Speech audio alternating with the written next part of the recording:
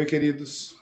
É com satisfação que hoje fazemos a nossa segunda entrevista da série de entrevistas do livro Construção pela Vivência em Terapia Familiar, Ainda em Busca do Sagrado, por Sandra Fedulo Colombo, que é a nossa convidada hoje.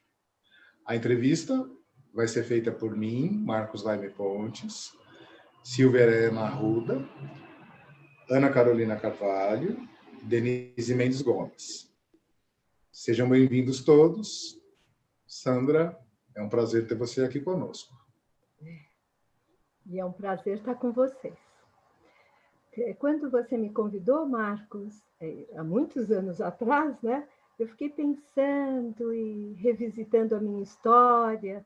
E agora que você me convidou para a entrevista, eu fiz tudo ao mesmo tempo, de novo. E a verdade é que eu me lembrei, nessa hora que eu estava revisitando tudo, eu me lembrei de Morin. E eu não sei por que eu me lembrei de repente dele, né? Ele não é com quem eu converso tão frequentemente, mas eu me lembrei quando eu li Os Meus Demônios, o livro dele, Os Meus Demônios, ele fala que ele não tem uma carreira, ele tem uma vida. E acho que é por isso que eu me lembrei imediatamente dele, porque eu me lembrei dos meus demônios, porque eu acho que eu começo o capítulo falando exatamente da minha história e, portanto, das minhas sombras, das minhas alegrias e os meus demônios. E me lembrei que eu entendi toda a minha vida entrelaçada à minha vida profissional e que eu não tenho e não fiz uma carreira. Eu tenho só uma vida para contar. Eu acho que é por isso que ele entrou dentro de mim e quando você me convidou, ele novamente chegou perto de mim. E eu pensei no título desse capítulo, que é algo que está em processo o tempo inteiro em mim, porque eu estou sempre buscando chegar mais perto daquilo que me faz sentido e abrir espaços para que a gente possa criar reflexões para todas as pessoas que estiverem envolvidas,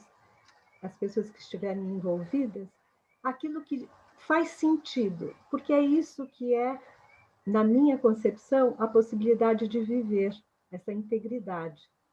E eu pensei também que eu acredito o terapeuta como este ser que opta pela integridade do viver e abrir espaços para o outro caminhar na integridade do viver, no viver com o outro.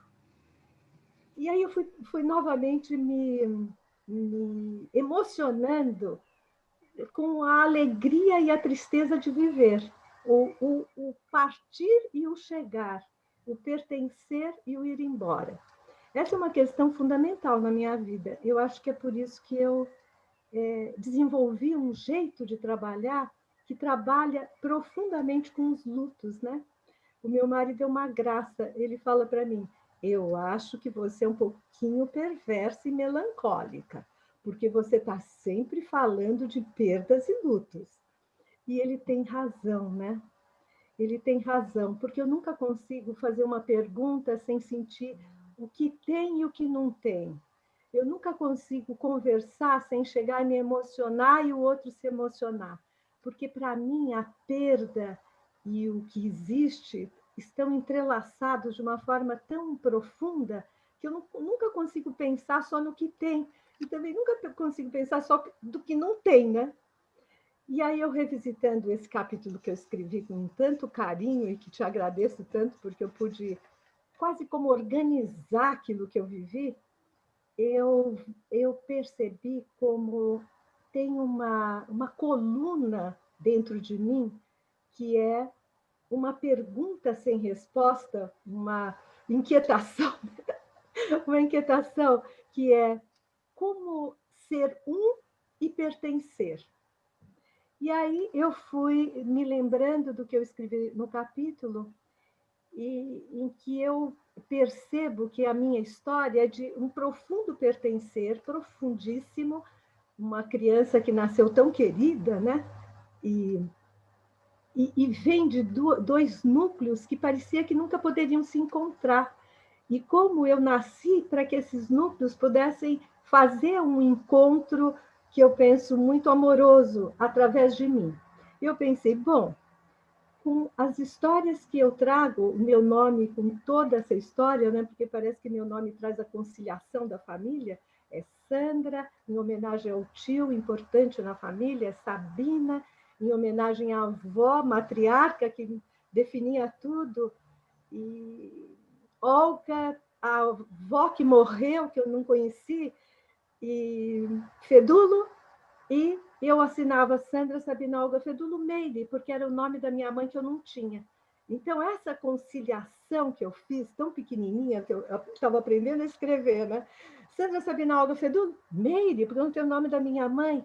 Eu penso que essa inclusão que na minha vida, na minha história, eu tive a missão, né, que eu recebi essa missão, abracei essa missão, e acho que aí eu comecei a querer ser terapeuta de família, porque tinham dois universos importantíssimos que eu amava e me amavam e que precisavam conversar. E eu acho que essa é a coluna fundamental da minha vida. Juntar os universos individuais respeitosamente e auxiliar nas pontes que podem ser criadas através de encontros respeitosos, né? Numa cooperação, não numa exclusão. Acho que por isso eu fui fazer serviço social, pensando nas exclusões, na sensibilidade. Não fiz direito, Silvia Helena, não fiz direito. Meu pai queria tanto que eu fizesse direito, porque ele não tinha podido fazer, por um mandato familiar também, né? Na hora que ele estava começando direito, o pai morreu, ele teve que assumir os negócios da família, e esse desejo dele, ele tentou passar para mim. E eu, muito mais ligada à exclusão da minha mãe, que não era aceita na família italiana, eu fui fazer o quê? Fui fazer serviço social na PUC, porque ali eu trabalhava com as exclusões e entendia as exclusões. Então, eu fui percebendo que, quando eu me formei no Serviço Social da PUC, eu amava o que eu fazia. Eu fiz estágios maravilhosos. Eu fiz estágio na Vemag, que a Volkswagen estava comprando ela naquele momento, e tinha uma inquietação entre os funcionários, muita dor, né? Muito medo dessa fusão entre essas empresas, e eu trabalhava com os funcionários exatamente nessas angústias de pertencer, de partir, de poder serem ouvidos, de não poderem ser ouvidos, ao invés de trabalhar com os benefícios que a Vemag fornecia aos funcionários, né? A minha função ali como assistente social, e que o meu supervisor me dizia, era eu estabelecer critérios para ser possível fornecer todas essas possibilidades que a Vemag oferecia. Eu fazia tudo isso, eu sempre fui muito comportada. Eu fazia tudo isso, mas eu fazia reuniões dos sentimentos que essas pessoas tinham em relação àquela instabilidade. Então, eu acho que a noção dos silenciados é muito importante para mim. E isso me emociona, porque a origem do silêncio está na minha mãe. A minha mãe, que não falava italiano como uma oposição, mas ela falava português. Mas ela tinha o silêncio dentro dela, as artes dela, que era a forma dela se comunicar. E eu fui, então, ver os excluídos. Depois que eu saí desse momento, eu fui trabalhar num estágio que foi a coisa mais linda que eu fiz na minha vida profissional até aquele momento, que era na maternidade do SESC, que era uma maternidade padrão. E eu, então, naquele momento, imagina, aquilo era 68, é muito, muito antigo. Não se falava em trabalhar dentro dos berçários, não se falava em trabalhar dentro das salas de parto. E eu fui recebida na equipe de uma forma tão carinhosa, não sei nem como isso aconteceu, porque eu estabeleci programas completamente revolucionários dentro dessa maternidade. E o diretor do hospital me acolheu completamente. Ele dizia, você tem muitas ideias, então experimenta, experimenta. E eu fui experimentando, eu fiz trabalhos no pré-parto, trabalhos durante o parto,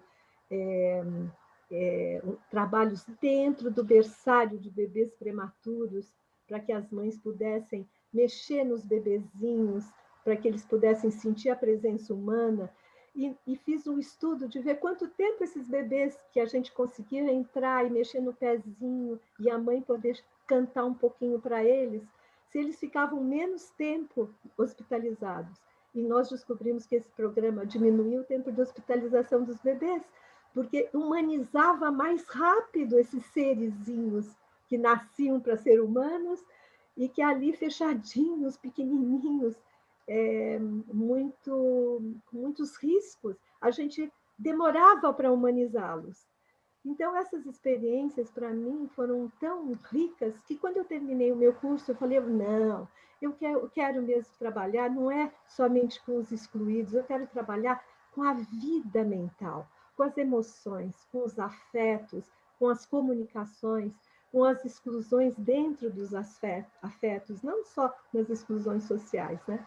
E aí eu fui para a psiquiatria do servidor público, que foi como é que eu posso dizer, uma escola de vida, né? Que ali era um centro importantíssimo, né, Marcos, da psiquiatria brasileira, e onde as pessoas vinham do exterior cheias das teorias, das experiências, e esses diferentes jeitos de olhar a vida mental se encontravam ali na psiquiatria em reuniões semanais espetaculares. O que tinha de confrontos e brigas e disputas era uma coisa inacreditável. Em compensação, aquilo era um caldo de riquezas, né? Porque a gente aprendia tudo que podia acontecer. Os estruturalistas, os psicodinâmicos, os funcionalistas, então tudo. E eu nasci como terapeuta ali, porque eu achei que a gente tinha que trabalhar com as famílias, porque eu observava os pacientes internados sem as famílias e eu acompanhava as visitas das famílias a esses pacientes. E eu observava que tudo acontecia diferente, que na hora que chegavam esses afetos, outras coisas eram ditas, outros comportamentos aconteciam. E eu pedi licença para fazer os trabalhos com multifamílias e famílias com os pacientes que estavam internados. E foi a coisa mais linda, porque eu não sabia nada disso, mas eu estava lendo antipsiquiatria.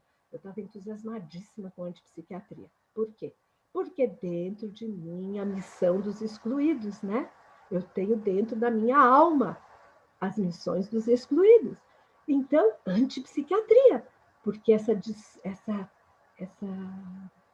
disputa de poderes, essa diferença, né, de poderes, esse poder sobre o outro, e não o meu poder com o outro, mas sobre o outro, me interessou muito. Eu falei, não, eu vou ver esse movimento, eu vou ouvir os seminários do Leng, eu vou ouvir os seminários do Basaglia, e lá fui ver essas coisas, e voltei absolutamente encantada. Falei, nossa, eles falam uma língua que eu sinto a língua dentro de mim, né? Eu não sei, mas eu sinto.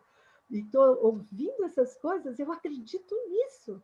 E assim eu comecei a fazer reuniões, onde a conversa era conversa com todas as linguagens possíveis, com todos os poderes distribuídos, com todas as pontes, né, criadas. E aí a minha sensação de que a gente pode falar em qualquer circunstância com respeito e cooperação e não com domínio sobre o outro, ficou uma marca profunda em toda a metodologia que eu fui desenvolvendo. Ao lado disso, né, as sementes da terapia familiar começam a acontecer. Isso são anos 70. Aí, entre os anos 80, essas sementes florescem, né? E começam vários movimentos. E no servidor público, eu comecei a trabalhar com a Amélia Vasconcelos, que é uma das precursoras dos estudos de terapia familiar, né, no Brasil, com o Oswaldo de Loreto, que adorou aquilo que eu propunha, o trabalho com as famílias, ele adorou, ele me recebeu na equipe com um carinho, com um respeito. E com um ser que era muito especial, que ele não é tão conhecido quanto o de Loreto. Mas ele era um espetáculo, que era sócio e grande amigo do de Loreto, que era o Michael Schwartzel. E eles juntos criaram a comunidade terapêutica Anfans, que era um lugar onde as crianças e adolescentes que tinham dificuldades muito sérias iam viver um tempo dentro da metodologia da comunidade terapêutica. E isso aconteceu exatamente no servidor, no momento que eu estou no servidor, e eu fico a terapeuta que trabalha com as famílias dos funcionários públicos, cujas crianças e adolescentes vão para a comunidade terapêutica infância. Então, eu convivo profundamente com o Michael e com o Di Loreto. Eu me fertilizo com eles. E o Michael passa a ser, o que a gente chamava na época, supervisor da nossa equipe de trabalho. Porque nessa hora a gente abre, junto com o grupo do servidor, uma grande amiga minha, a Vânia de Lara Crelier, um consultório particular, onde a gente começa a fazer terapia familiar. Eu, né, era pessoa responsável, com mais 3 psiquiatras, uma psicóloga e uma fonoaudióloga. E esse consultório floresceu, porque todo mundo dizia, Sandra, você é completamente louca. Você não vai conseguir fazer consultório particular em São Paulo, Brasil, numa especialidade que você está dizendo, que você está pesquisando, e que ninguém conhece. E foi uma coisa impressionante, porque todas as pessoas me encaminhavam. O meu consultório foi o que cresceu mais rápido, por causa exatamente de fazer a terapia familiar. Então, parece que era algo que todo mundo estava precisando e que a gente ainda não sabia o nome direito, né? A gente ainda não conhecia tudo isso direito. E o Michael me manda uma família, foi a primeira família que eu atendi em consultório particular, uma família cujo bebê de um pouquinho menos de 2 anos tinha sido queimado pela mãe, que estava segurando uma panela com a sopa, e o bebê veio correndo, uma menininha veio correndo, bateu na mãe, e essa sopa caiu inteirinha nela e queimou ela todinha aqui, o peitinho, a perna e o braço profundamente. E essa família entrou numa dor infinita, o casal quase se matou, né? Porque o pai achava que a mãe era responsável, e essa criança não dormia nem dia nem noite, só no colo da mãe, a mãe desesperada, a irmãzinha desesperada, e foram levar para o Michael, que era psiquiatra infantil. E ele falou para mim, olha, eu vou medicar, mas você que vai trabalhar com essa família, porque eu não sei trabalhar com a família. E você vai trabalhar dentro da casa deles como você faz.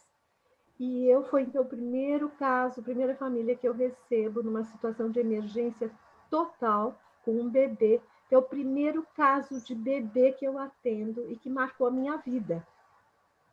E que foi uma coisa que renasceu essa família, e eu completamente insegura, porque eu não tinha experiência, e era muito jovem, e eu fui aprendendo com eles e eles comigo. E eu nasci como terapeuta com famílias com crianças, e eles renasceram.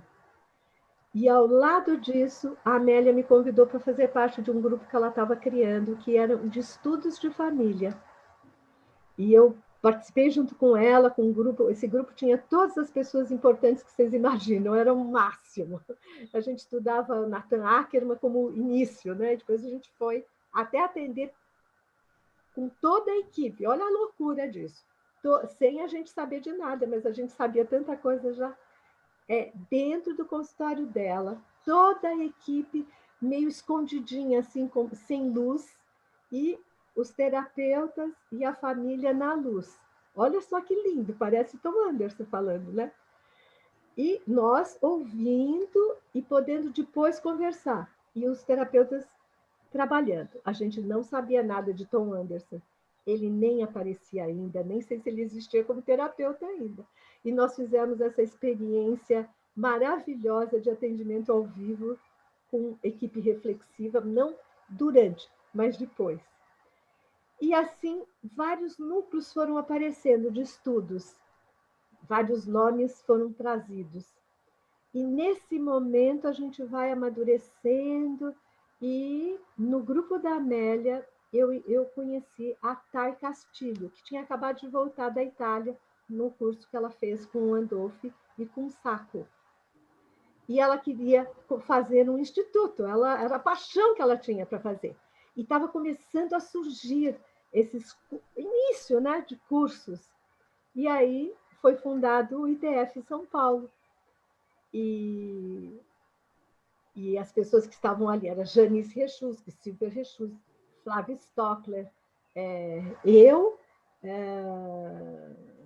Thay, Dorival de Campos Novo. E aí começa dessa forma. E foi um momento muito importante. Também o núcleo de estudos da PUC começa um pouquinho antes disso. Então, é como se fosse brotando, né? Era uma coisa que estava sendo gestada por muita gente, e vários caminhos levam a Roma, né? Eu que o diga, né? Eu que o diga, né? Vários caminhos. E foi assim que aconteceu. Vários caminhos foram brotando frutos dessa inquietação, né? De trabalhar de uma outra forma e que pudesse trazer uma ética relacional mais horizontal, um respeito pela voz de todos, não identificar o paciente identificado, mas olhar a comunicação simbólica do que estava acontecendo na família. Então, é isso que foi acontecendo. Acho que agora eu quero as perguntas.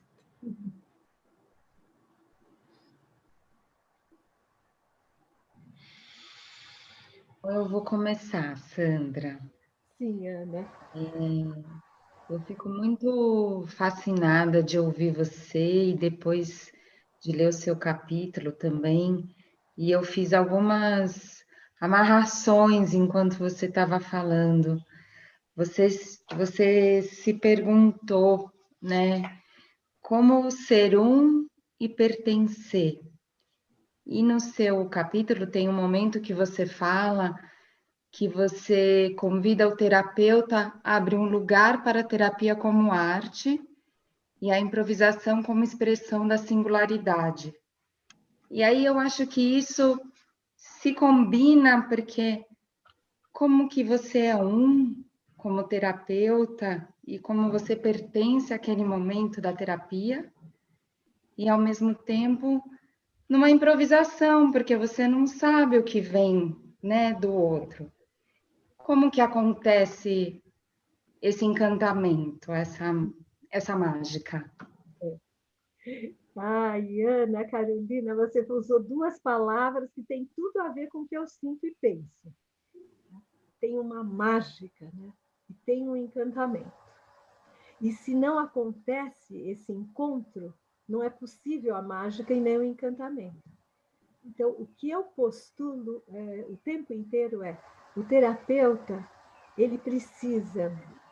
Vamos esquecer o terapeuta. A pessoa que quer se encontrar com outra pessoa, ela precisa estar o máximo possível perto dela, daquilo que ela sente, que ela acredita, que ela percebe, e abrir esse coração, essa alma, essa disposição de receber o outro com tudo que o outro é, porque tudo que eu tenho disposto a receber, tudo que o outro é, essa é a mágica.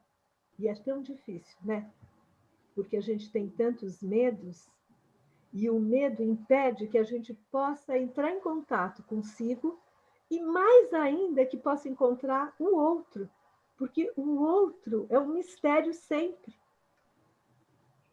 Então, essa mágica que eu peço para a pessoa, né, para o ser humano que deseja e é terapeuta, que ele possa estar tão íntegro em relação a ele mesmo, a gente sabe que nunca é 100%, a gente sempre tem sombras que a gente não consegue chegar, mas que a gente perceba que nós temos as sombras e que algumas a gente ainda não atingiu. E, ao perceber isso, a gente poder abrir para receber o máximo possível do outro, que também tem os medos dele. Então, esse é o encantamento do encontro. E eu acho que o processo terapêutico, ele pode ser, assim, mais burocrático, não sei se eu posso falar assim, tenho até medo de falar assim, mais funcionalista, ou pode ser um processo terapêutico que é um convite humano de de fertilização mesmo. E que não é sempre que é possível. Não é sempre que eu que falo tudo isso, em alguns momentos eu sinto, eu estou estéril, eu não estou podendo entrar em contato com a minha fertilidade e, portanto, eu não estou oferecendo ao outro a possibilidade de se fertilizar comigo. Mas, ao perceber isso, eu já abro um espaço maior dentro de mim. E eu sinto, Ana Carolina, que talvez o Marcos, quando criou esse livro, que eu acho que tem uma beleza muito grande, porque ele não quer uma versão oficial da terapia familiar no Brasil, ele quer uma multiplicidade de caminhos férteis para se chegar à terapia. Eu acho que esse é o pulo do gato, porque versão oficial é sempre muito esterilizante, né? E eu acho que é isso que eu peço também aos nossos alunos. Esse talvez seja uma coluna importante da metodologia que eu desenvolvi, que é o processo do terapeuta estar cada vez mais íntegro na humanidade dele. Então, a formação do terapeuta, para mim, é a formação de um ser humano que deseja estar com outros seres humanos para criar possibilidades alternativas para se viver melhor, mais integrado. Não sei se eu respondi o que você estava pensando. Respondeu, obrigada. Eu tenho uma questão. Que bom. Que eu gostaria que você pudesse talvez responder ou talvez pensar conosco. Melhor. Que, assim, tudo isso me faz muito sentido e passeia no meu coração e na minha alma já há anos, né? Nesse nosso contato, no nosso viver, nesse nosso construir. E eu achei muito lindo quando você escreveu no livro e me disse, mas tem algumas coisas que são difíceis da gente ouvir. E eu acho que você sabe de mim, acho que a Ana Carolina, a Silvia Helena, a Denise também sabem. Que muitas vezes eu tenho uma dificuldade de ouvir naquilo que eu não sou tão bom e nas coisas que eu sou muito bom. E você escreveu uma coisa que eu me senti muito bom, que é uma coisa que, para você, a forma como eu propus o livro tem uma crença que nos aproxima muito. Isso, para mim, ficou muito bonito de entrar em mim nesse momento da minha vida e na retomada desse processo. E eu, ao reler isso, foi algo que me tirou de um lugar e me remeteu para um lugar de um plano mais elevado. Né? Eu me senti muito bem, muito acarinhado, muito próximo. E me fez pensar no que eu tenho vivido nos últimos tempos, que é algo que eu não sei explicar, que é de uma ordem que talvez seja parecido com esse desconhecido e do inesperado e do criativo e do improviso, da dança que a gente faz na vida, que são essas coincidências que vão nos ligando, né? O quanto eu namorei e ir para a infância e não fui. Quanto eu rodei para as coisas, eu e a Denise entramos no acompanhamento terapêutico, e aí encontramos a Thay e encontramos você. O quanto que nós trabalhamos coisas muito próximas, o quanto Sandra veio de Alessandro, que também é o nome do meu irmão, e o quanto que eu acho que essas coisas que são da ordem do misterioso, da coincidência, o quanto essas coisas nos aproximam e nos identifica e nos acarinha. Eu acho que essas coisas vão dando algo de familiaridade e de identidade e de pertencimento e de possibilidades que me intriga. Porque eu não consigo explicar, mas eu aceito tão bem. Para mim, me faz tão bem. Que não tem uma ordem de fonte de conhecimento que explica isso, mas que eu sinto que você navega por esse mar muito bem. E não é à toa que a gente vem de azul, porque a gente quer estar nesse mar. né, com você, navegando. E eu queria saber, como questão, assim, que coisas que você pensa a esse respeito desses fenômenos, dessas aproximações tão misteriosas, que a gente explica por um lado, não explica por outro. Eu queria ouvir de você, talvez, alguns pensamentos sobre isso, porque você traz um pouco no capítulo, mas eu adoraria ver você aprofundar, sabe, se for possível. Você sabe que eu não tenho resposta mesmo, Marcos, você falou uma coisa importante. Acho que esse mistério humano, né, da gente não ser tão não ser tudo tão concreto, ter algo que não é palpável, mas que está ali, e que talvez a gente possa falar dessas intuições, né? Eu sou uma pessoa que eu sinto as coisas, não sei nem organizar às vezes, mas eu sinto as coisas. Eu acredito na energia, eu acho que a gente é um campo de energia muito profundo. Você, a Denise, que me conhecem melhor, né? Eu não tenho uma crença religiosa, né? Eu não sou uma pessoa que tenho, não sei nada sobre uma crença religiosa, eu não sei. Talvez porque eu fui fertilizada por situações complexas, né? De uma família de origem italiana muito católica e uma família mineira, né? Da minha mãe, Denise, uma família mineira que eu tenho muita identidade da complexidade cultural dessa família. Minha mãe descende de abolicionistas, a família dela tem pianistas, tem professores de grego antigo, é uma família que tem toda uma transcendência das coisas. E a família do meu pai é uma família que está mais ligada à concretude das coisas. E muito eficientes, capazes, pragmáticos, muito. E tinha essas duas religiões aí no meio, né? A crença católica e a crença espírita, espiritualista. Então eu recebi tudo isso.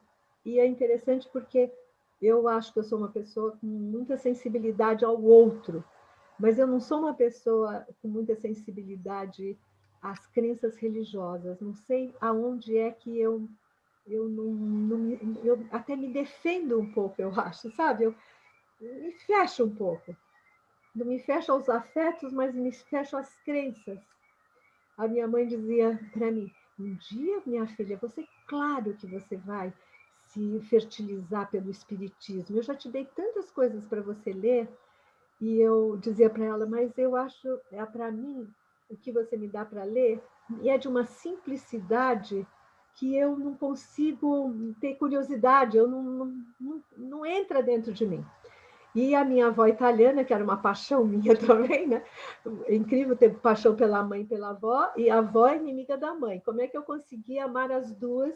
Eu consegui ser livre das lealdades e amar as duas. Inacreditável, né? Eu acho que a missão que eu tinha mesmo de juntar esses mundos. E eu nunca entendi o catolicismo, com alguns mitos, né? Não posso dizer mitos, mas algumas coisas intocáveis, né? Porém, eu acho que qualquer que seja a linguagem, o respeito, o cuidado, o olhar o outro como legítimo, né? Como a gente gosta de falar, legítimo outro, ter uma compreensão. Você não precisa concordar, mas você pode compreender a diferença. Eu acho que o fato de ter esses dois núcleos me fez poder compreender a diferença sem moralmente julgar.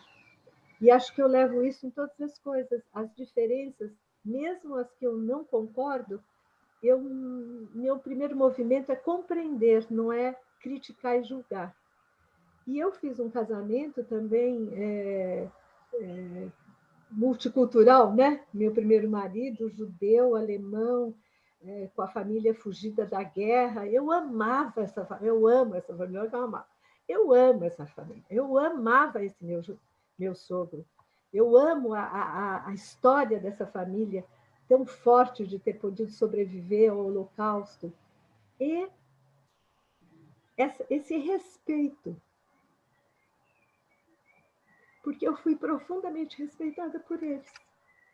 Nunca pediram para eu me converter, nunca me perguntaram por que eu tinha outra religião. Eles me acolheram. E os meus filhos são fruto dessas diferenças também. E eles não têm nenhum conflito com essa complexidade, nenhum conflito.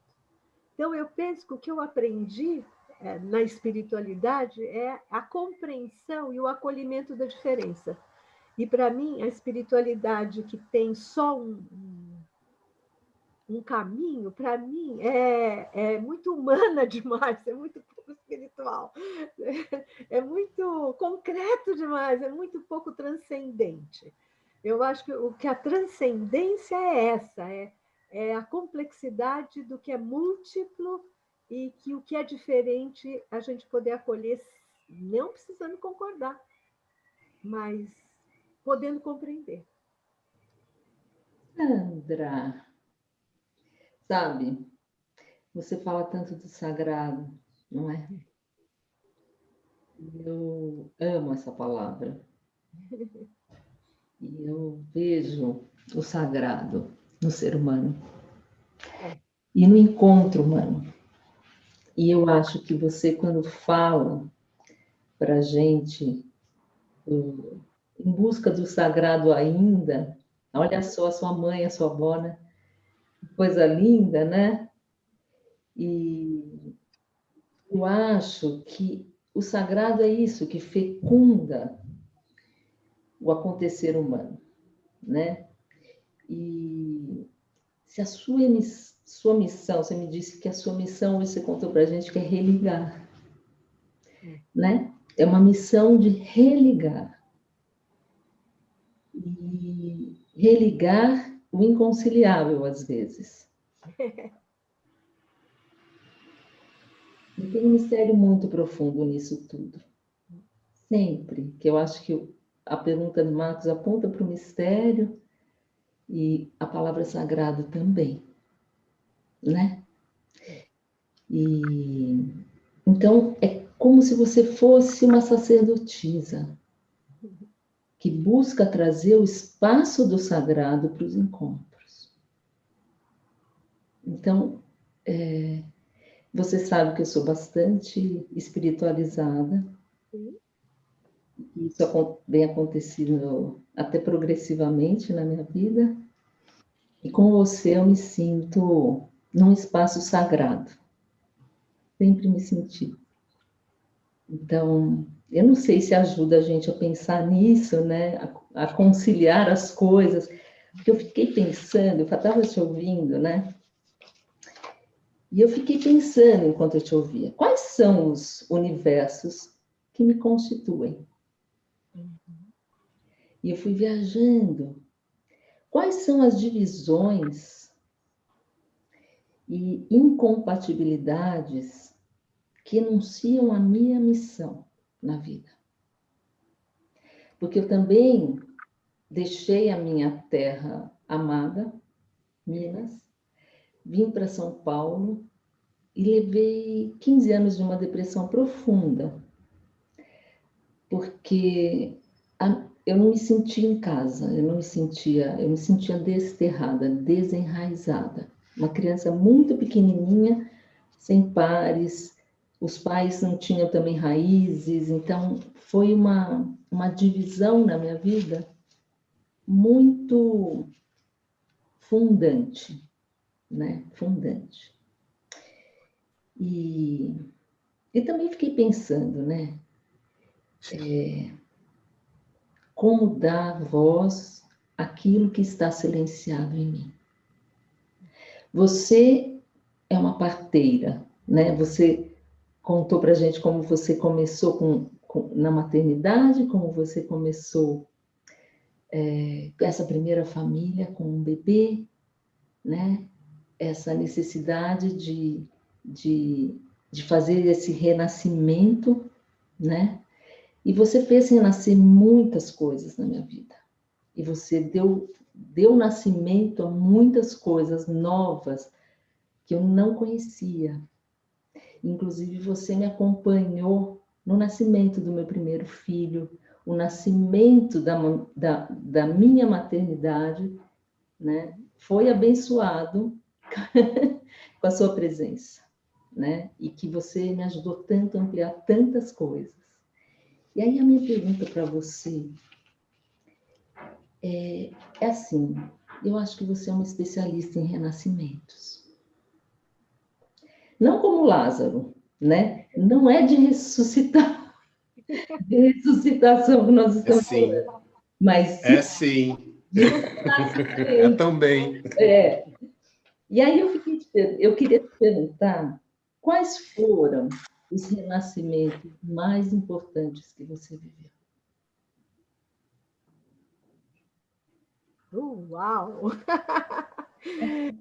Eu penso que a primeira coisa que me vem, Denise, primeiro, eu quero te dizer que eu lembro de você esperando seu primeiro bebê e o amor que eu sentia por você e pelo seu bebê na tua barriga.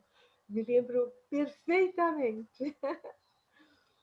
E a primeira coisa que me vem como um grande renascimento foi a viagem que eu fiz e que me levou a grandes renascimentos. Foi a viagem para a Amazônia, onde eu fui ver e conviver um pouco com os índios, né? Com os Yanomamis e os tucanos.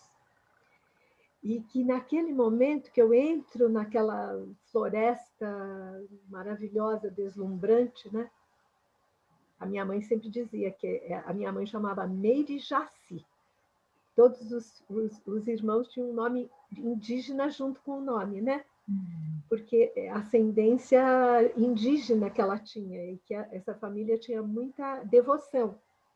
Quando eu cheguei naquela floresta, eu tive uma sensação de transcendência, de que um pedaço meu que não estava comigo há muito tempo e que eu nem sabia que não estava, estava ali, inteiro. E eu renasci realmente naquele momento. Eu saía para pescar na piroga com um dos índios que eu mais gostei, que era Tatunca, e aquela lua no meio do igarapé, e ele em pé naquela piroga com a zagaia, zagaiando o peixe que ele jogava dentro da piroga, e eu, como assim? Eu tinha medo de tudo aquilo, mas tinha uma curiosidade, uma força dentro de mim ali. E esses índios se encantaram por mim, porque eu era muito jovem, né, muito loira, e eles tinham um mito de que eles tinham iniciado, né, a tribo com a vinda do sol, e que o sol tinha fertilizado eles. Então, era como eu pudesse estar dentro do mito. Tanto é que teve um nascimento na tribo, e eles quiseram dar o meu nome para o bebê.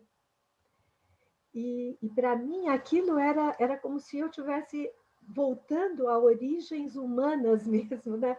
Não só da minha mãe dos índios, mas assim do que é humano. E eu percebi que eu não sabia nada da vida. E esse foi o meu renascimento. Eu não entendo nada da vida, não sei nada mesmo da vida. Eu não sabia entrar não sabia andar 20 metros naquela selva. Eu não sabia onde eu podia pôr a mão, onde eu podia pôr o pé, eu não sabia onde eu podia entrar nas águas daquele rio maravilhoso. Eu não sabia onde tinham os perigos, eu não sabia falar a língua dele, eu não sabia nada. Então, eu tive um renascimento do meu humano. Esse foi um renascimento fortíssimo. E quando eu voltei, logo depois, eu me divorciei do meu primeiro marido, que é um amor na minha vida. Eu só não podia viver com ele porque nós éramos muito diferentes no jeito que a gente queria viver. Mas ele é um amor na minha vida. E eu me separei dele e foi de uma dor infinita. E renasci no amor pelo Elver. Me apaixonei loucamente pelo Elver e renasci Então, esse foi um renascimento pleno, porque aí eu recebi 2 crianças, então eram 4 crianças na casa, 2 enteados e 2 filhos, tudo mais ou menos da mesma idade. Como é que você constrói esse amor? Porque para mim era diferente o amor de mãe e o amor de madrasta. Eu tinha que viver muitos aprendizados com aquelas criaturas que sofriam, né? Exatamente pelo amor que existia entre eu e o pai.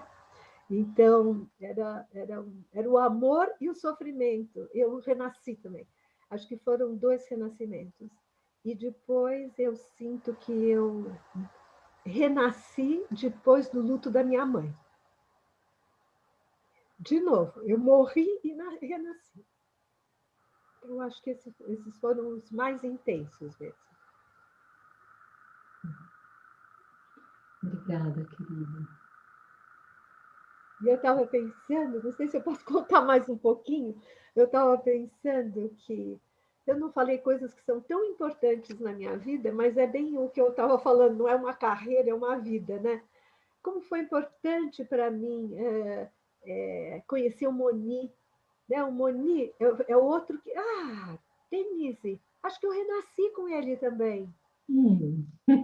Porque o encontro com o Moni, quando eu fiz o que ele chama de supervisões, né? Eu fiz umas 5 supervisões com ele, assim, profundas. Ele me deu a libertação como terapeuta. Acho que eu renasci. Eu renasci. Eu tinha muitas divisões dentro de mim, o que eu podia, o que eu não podia. Olha, meu marido diz que ninguém manda em mim, que se me convencerem, tudo bem, mas se não me convencerem, eu vou continuar fazendo a liberdade que eu achei que tinha que ter. Então, eu sempre fui muito livre como terapeuta, mas eu não podia contar a minha liberdade. E num grupo eu podia contar uma parte da minha liberdade, em outro grupo eu podia contar outra parte da minha liberdade. Com o Moni, naquele momento, eu me libertei totalmente, eu contei tudo. Tudo que eu fazia, as barbaridades que alguns achavam que eu fazia, contei tudo. Atendimentos em casa, trabalhos com argila, com pintura, com imagens, tudo. Trabalhar em volta do quarteirão, já que não era possível dentro da sala. E o Moni, ele recebeu todo aquele universo, ele dizia para mim, você é muito original. Você parece ai, esqueci o nome dela. Virginia Satir. A Virginia Satir inventou um monte de coisas. Você parece ela. E aí ele me autorizou a confiar que eu podia juntar tudo aquilo que eu era, abrir a minha mochila e poder ser. E acho que ali eu renasci também como terapeuta, porque a integridade que ele me autorizou a ter, eu pude viver.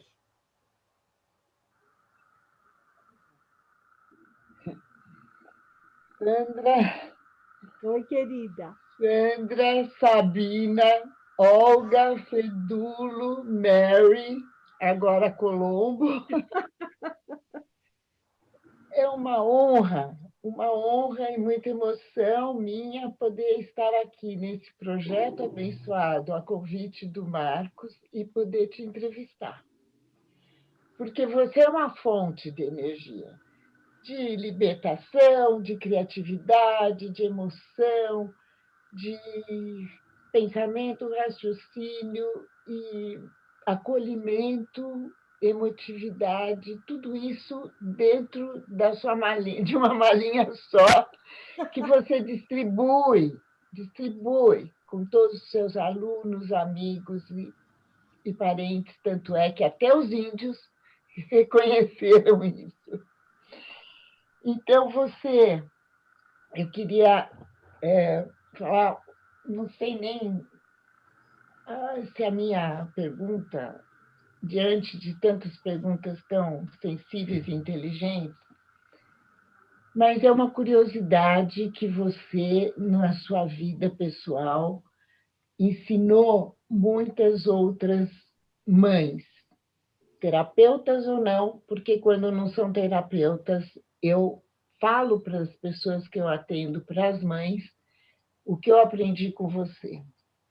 Você disse que seu pai era ligado à concretude, italiano, e você, no seu livro, e ainda no Sagrado, diz que quando criança você não falava italiano e a sua mãe se negava a falar italiano. E aí, eu queria saber como, quando você diz que falava, que se interessava por perdas e lutos, como você lidou com a perda da filha Larissa, com que eu tive imenso amor e carinho de estudar com ela nos sistemas humanos. Quando ela foi para Roma, casou-se e você passou a estudar italiano. Como você lidou com essa perda e esse luto para poder suportar essa distância e essa nova vida da filha? Uau! Silvia Helena, que linda pergunta. Muito boa pergunta. Por quê? Eu acho que os lutos e as perdas são transgeracionais mesmo, né?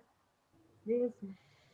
Eu acho que eu fui depositária de lutos e perdas da minha avó, quando ela não queria casar, né, com esse marido italiano que os pais escolheram para ela não se transviar, né? Ela não queria se casar. Depois ela falava dele com muito amor, sabe? Mas a experiência dela, menina, mocinha, né? Ela não queria casar. Ela se negou a ir para a Itália, porque ela não queria ficar longe da mãe, porque essa mãe tinha fugido da Itália, da própria família, por causa daquela gravidez que ela teve com o meu bisavô, né? Que meu bisavô era o dono, era filho do dono das terras, eram pessoas muito importantes naquele lugar.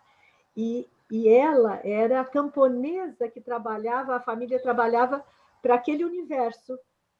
Então, eram dois mundos que não podiam se conciliar. Você vê que a história de conciliar mundos é muito antiga, né? Não é só meu pai, minha mãe, é minha avó, né? Bisavó. E o que aconteceu? Eles fugiram porque a família da minha bisavó queria matar meu bisavô porque tinha engravidado a moça. E a família do meu bisavô, que era muito rica, deu um monte de dinheiro para eles virem para a América do Sul fazer a vida aqui, porque corria esse risco. Então, a família aceitou, deu dinheiro para o filho e eles vieram para a Argentina. Nunca mais voltaram para a Itália. Nunca mais. Da Argentina vieram para o Brasil. Quando a filha mais velha, irmã da minha avó, fugiu com um italiano muito mais velho, fugiu, não é o máximo, fugiu e voltou, e esse italiano era jogador de cartas, era um sedutor, eu conheci ele, era um sedutor, jogador de cartas. Ele fugiu com essa menina que tinha 14 anos, e quando ela voltou, 4 anos depois, com 3 crianças, sem nada, porque ele jogou tudo, ela tinha crescido tanto que tinha 2 palmos acima dele. Era uma menina, cresceu durante esse tempo. E a família, lógico que recebeu de novo, lógico.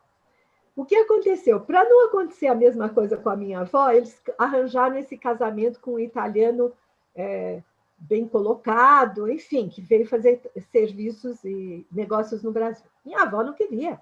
Minha avó não queria sair de perto da mãe. A mãe nunca voltaria para a Itália, porque tinha saído fugida. E assim minha avó casou com esse homem mais velho que ela e teve 2 filhos. E ela disse que não ia embora para a Itália antes de ter os filhos. Então, teve os 2 filhos aqui. E depois não tinha mais jeito. Ele tinha que voltar, porque os negócios dele eram na Itália. Então, se você visse a foto dessa viagem, as 2 crianças pequenininhas, a minha avó toda de preto, com um véu no rosto, ela estava de luto. É hoje que a gente sabe dessas coisas. Então foi, e ela chegava na Itália e ela passava mal, ela chorava o tempo inteiro, ela emagrecia. o marido ficava desesperado com aquilo. Então, depois de 5, 6 anos, voltava. Aí chegava aqui, ela ficava ótima, mas ele tinha que voltar para lá. Voltavam para lá, ela emagrecia, chorava. Tá? Até que numa dessas situações vieram e ele morreu de AVC aqui e nunca mais ela voltou para a Itália. Então, veja como eu e Larissa somos depositários disso. Então, esse é um luto transgeracional.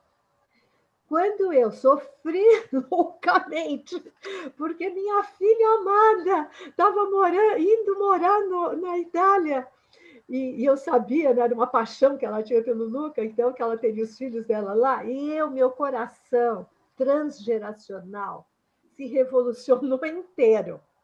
O que aconteceu dentro de mim? Dentro de mim, assim, ou eu elaboro esse luto, ou os meus netos vão ter que de novo vivê-lo. Né? E eu fui estudar italiano e eu fui visitar minha filha e os netos cada 2 meses para eu criar vidas com pontes, né? A vida do Brasil, a vida da Itália. E não podemos esquecer que o meu segundo casamento, o primeiro com um alemão, né?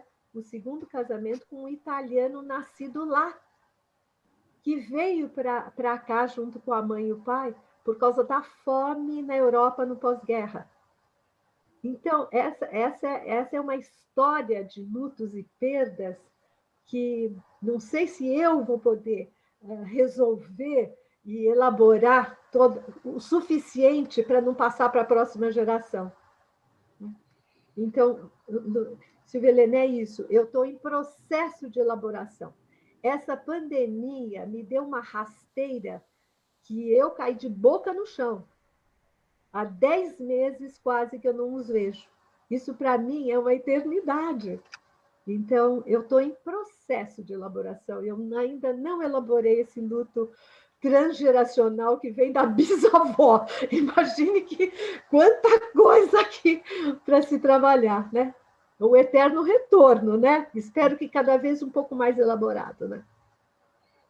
Obrigada, Sandra. Muito me emocionou, porque você serviu de exemplo para mim, para muitos colegas nossos dos sistemas humanos, para eu poder trabalhar em terapia e orientar pacientes cujos filhos tinham ido para o exterior, com a sua forma e sua fala, sua elaboração em lidar com essa saída da Larissa para lá.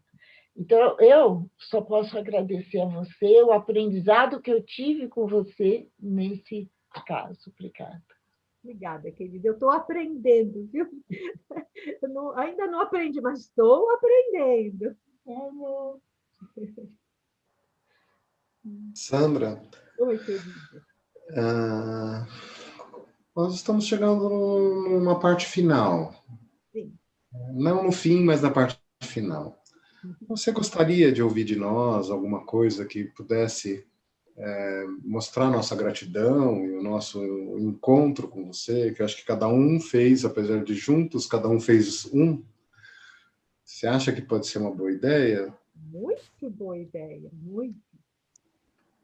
Então, eu quero mostrar para você a minha gratidão de você estar aqui nessa vida, não só nessa entrevista. E nesse mundo que eu desejo que ele seja cada vez melhor. E eu desejo que pessoas tão boas quanto você, quanto essa equipe aqui, cada vez mais continue fazendo essa coisa boa de ouvir e se encontrar e dar a mão para momentos muito duros, que eu acho que todos nós sabemos que vivemos, e alguns com você, outros com outros, mas por isso que nós formamos essa rede social fraterna tão maravilhosa, e não é à toa que nós fomos criando isso ao longo dos anos, e ao longo da nossa experiência de como isso funciona e como isso é maravilhoso. Então eu queria te trazer essa gratidão, porque você fez parte, boa parte, dessa construção, e nós todos também fazemos, porque senão não dava certo, né? Se alguém não concordasse, não pegava na mão, né? Então, acho que é muito legal isso. Dizer que eu me emociono é bobagem, porque eu me emociono sim, né? Eu acho que você é aquela que tira fotos de porteiras, porque você vê as porteiras de algum modo dentro da gente, e as porteiras e portais se abrem, e a gente encontra mundos inteiros dentro da gente que a gente jamais devia ter abandonado, mas por alguma estranha razão abandonou. Então eu só tenho gratidão assim pelos encontros, pelas formas de que você está trazendo, pela garra que você pegou a ideia do livro, e como foi importante você ter apoiado e estar junto, porque eu acredito que os vínculos se mantêm por longe, igual a internet, mas eu não acredito que seja igual assim quando a gente está pertinho, né? Olhando no olho, pegando no braço, comendo junto, passando dias trabalhando, estudando, falando da vida, né? Falando do que importa, o que não importa. E eu posso dizer o quanto você sabe fazer isso e o quanto você ensina a fazer isso, e a gente vai fazendo isso de um jeito, quando a gente vê, fala, uau, isso sim é formação, isso sim é fraternidade, isso sim é pertencimento e individuação, né? Então é gratidão a minha palavra, pertencimento e individuação. Eu quero muito continuar muito tempo com você, de todas as formas que a gente puder. Eu também. Muito obrigado. Eu que agradeço, querido. Eu gostaria muito de agradecer por tudo, pelo meu acolhimento pelo acolhimento que você deu a mim, por ser minha madrinha nos sistemas humanos, por me ensinar muita coisa, por me ensinar, para me levar no meu autoconhecimento, para buscar o meu sagrado, para ser uma pessoa diferente para melhor, com esse pensamento novo paradigmático e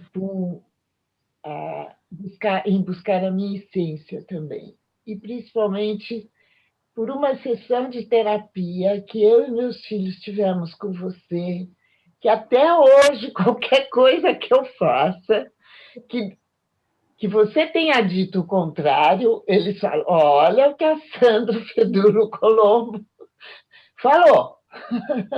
Então, você ficou impregnada no meu ser e dos meus filhos também. Muito obrigada, Sandra. Muito obrigada, viu? E é uma honra estar aqui. Muito obrigada. Muito obrigada a você. Ô, Sandra, eu queria te contar que na relação com você, eu queria te agradecer assim, não é nem agradecer, sabe? Eu não sei que nome dá para isso.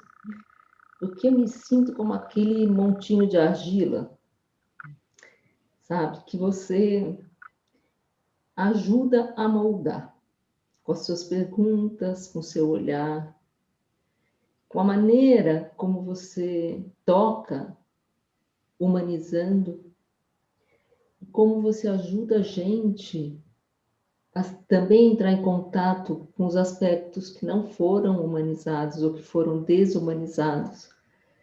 E vai nos ajudando também, nessa experiência de sermos moldados, aprendemos um pouco sobre esse toque sagrado, né? Então, eu acho que, às vezes, na presença, e às vezes não exatamente tão próximo, mas você tem sido uma pessoa, assim, muito importante na minha vida, principalmente na minha vida como mulher, mãe e como terapeuta. Que assim é como se eu tivesse chegado com um barro muito durinho, muito sequinho. Foram necessárias muitas lágrimas. A gente compartilhou muitas lágrimas, não foi? Para que esse barro fosse aos poucos amolecendo, para que ele pudesse ir se transformando. Havia uma resistência, havia uma dureza, tudo isso foi se transformando. E o seu jeito e o seu carinho foram fundamentais nessa mudança. Eu te agradeço profundamente. Obrigada, meu amor, muito obrigada. Sandra, eu estou te conhecendo agora. Eu conheci um pouquinho pelo seu capítulo e primeiro eu estou muito feliz de poder estar aqui porque foi um convite especial que o Marcos me fez e me possibilitou esse intercâmbio que é muito rico. Então, primeiro é uma gratidão por poder participar desse momento. E eu estava ouvindo você falar e eu ouvindo a sua risada, em meio às suas lágrimas e à sua emoção, e eu fiquei pensando, puxa, como que a gente é tão humano, né, para usar a sua palavra, que a gente chora e a gente dá risada e a gente fala da nossa sombra e a gente brinca, né? E a gente está se transformando, né? Então eu quero te agradecer por ter me mostrado isso agora, essa possibilidade dessa experiência. Muito obrigada. Obrigada, querida. Eu E eu pergunto ainda para a Sandra,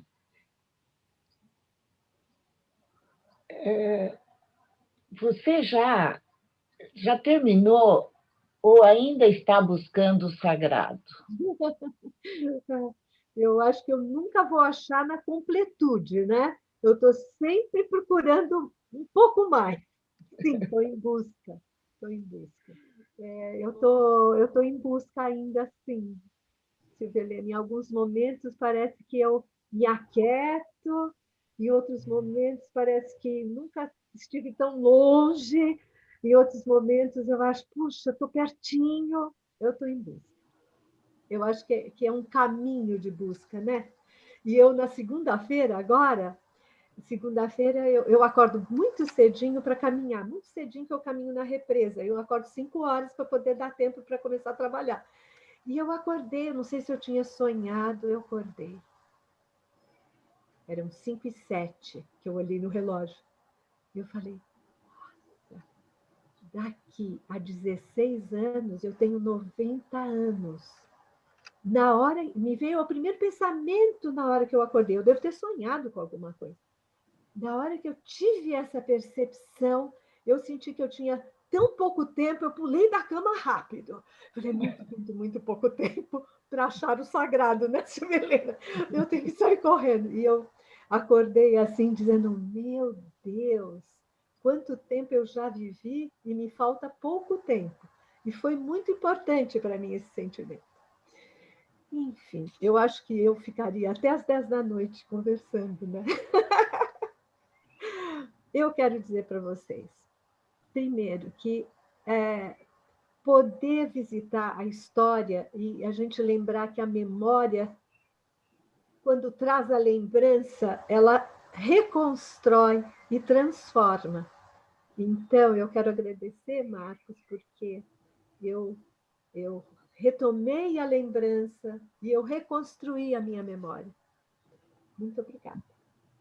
As perguntas de vocês foram de uma beleza que olha, impressionante, porque eu, na verdade, muita coisa eu não queria falar, porque como eu sei que eu ia me emocionar e eu ando muito sensível, eu disse, melhor não tocar nisso.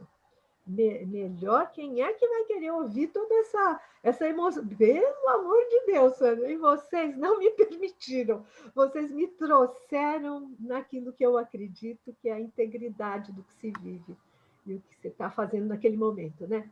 Como a gente só tem esse momento, eu pensei, que delícia passar este sábado, das 2h30 às 5, que nunca mais vai voltar, com vocês. Então, eu quero agradecer esse tempo da minha vida que nunca mais vai voltar e que eu passei com vocês e me senti tão livre, tão fértil com vocês. Eu quero agradecer muito. E eu queria falar uma palavrinha, posso? Uma palavrinha a mais? Eu penso que eu tenho um filho na minha vida tão querido, que é os sistemas humanos, e que eu não cheguei a falar. O ano 2000, Denise, acho que foi também um renascimento, entendeu? Agora que eu fiquei pensando nisso. Eu pensei, naquele ano 2000, quando eu renasço novamente para o Instituto, criando junto com a Janice, passeando na praia, eu falei, Janice, quero criar um instituto e eu estou vendo como é que ele é, um vórtice azul saindo do mar, né? E ela falou, sim, topo. E assim nasceu dentro de mim esse desejo desse filho que é tão amado, que é o nosso, né? Ele é filho de todos nós. Na hora eu imaginei ele, mas vocês criaram ele junto comigo. Então, eu quero lembrar disso. O ano 2000 foi de outro renascimento com vocês nos sistemas humanos. Eu quero agradecer tudo isso. Eu também. E feliz 20 anos de sistemas humanos. O nosso filho está ficando quase maior de 21 já, né? Que beleza! Acho que encerramos, não? Encerramos. Em alto estilo. Muito obrigado. Muito obrigada mesmo. Obrigada. Um beijinho.